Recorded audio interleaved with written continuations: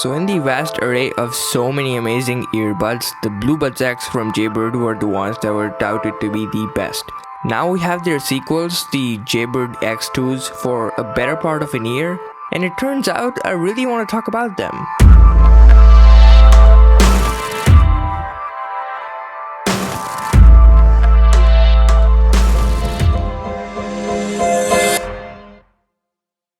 Hey, what's going on, guys? So it's me, Parth, and just like the Bluebuds X, the X2s as well are considered to be the best sounding earbuds. And when I got my X2s about a month ago, I was really getting my hands on the best sounding earbuds in the market, but were they really that good? Well, first of all, let's take a look at the box itself because it actually all starts there. The appearance, the magnetic latch to open it up, the unboxing experience, the presentation, the accessories, they all kind of give you a hint of the kind of price tag this thing comes up with. So this thing retails for about $150 for the US and upwards of $250 in India, considering the fact that they have been around for so many months. So there's gotta be something inside them. Well, speaking about those accessories, first up are the extra added ear tips, which I really love. So there are two types of ear tips. One is made up of silicone and the other is made up of foam. So they both come in three different sizes depending on the size of your ear. I personally like the foam ones a lot better than the silicone ones just because they're a lot more grippy while I'm jogging or doing any kind of physical exercise. And they don't really slip out like the ones made up of silicone do. Yeah, they do slip out sometimes. So moving on, you also got a soft to touch rubbered case inside the box itself. And although it's sometimes really hard to open it up, but once you do, you get a bunch of even more accessories inside that case. So first up, there are a couple of ear fins. Now, you don't really have to use the fins if you're casually listening to music, but I highly advise using them if you are using these earbuds while you're playing any sport or jogging or doing some workout at the gym. So they really help in increasing the grip, and they also come in different sizes, again depending on your ear, so that's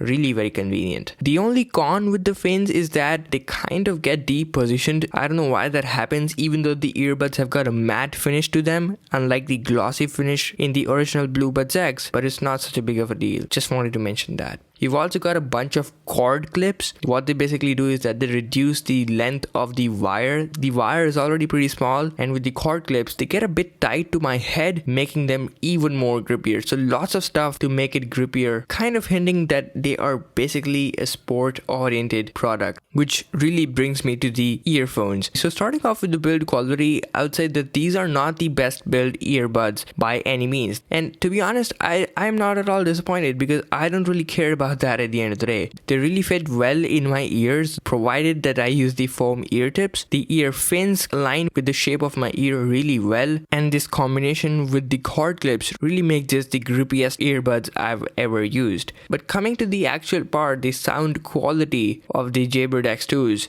I really like them. Now they've got this spectacular combination of excellent bass and treble, which really results in a very strong and punchy sound, which I always lust for. Also, thanks to the silicone and foam ear tips, these earbuds provide some of the best noise cancellations and just basically isolate you from the surroundings. That really adds up to the listening experience.